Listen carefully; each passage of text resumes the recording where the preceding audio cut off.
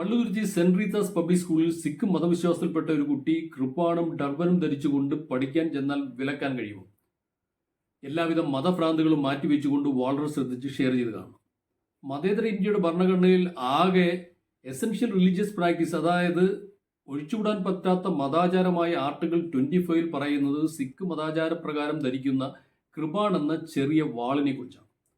ന്യായമായ നിയന്ത്രണത്തോടുകൂടി സുരക്ഷിതമായി കൃപാൺ ധരിച്ചു ചെല്ലുന്ന ഒരു കുട്ടിയെ വിലക്കിയാൽ അത് ഭരണഘടനാ ലംഘനവുമാണ്. അപ്പോൾ സിഖ് തലപ്പാവിനെ കുറിച്ചൊരു ചോദ്യം വരും. ഇന്ത്യൻ കോടതികൾ സിഖ് ടർബൻ അഥവാ തലപ്പാവ് എസൻഷ്യൽ റിലീജിയസ് പ്രാക്ടീസ് ആണെന്ന് വ്യക്തമാക്കിയിട്ടുമുണ്ട്.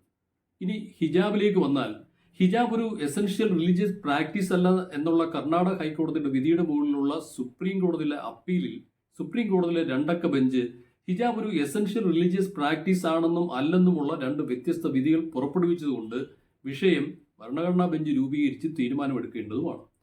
അതായത് മതേതര ഇന്ത്യയിൽ എന്ത് ധരിക്കണമെന്നും എന്ത് ആചരിക്കണമെന്നും തീരുമാനിക്കേണ്ടത് ഭരണഘടനയും കോടതിയുമാണെന്നർത്ഥം. സോ മതഭ്രാന്തന്മാർ ഗോ ടു യുവർ മാളപ്സ്. പോകരുത്. കഴിഞ്ഞ 3 വർഷത്തിന് മുമ്പ് എല്ലാവർക്കും ഈ ഒരൊറ്റ മതാചാരമായിരുന്നു ഉണ്ടായിരുന്നതെന്ന് മറക്കുകയും വരുത്. ഷെയർ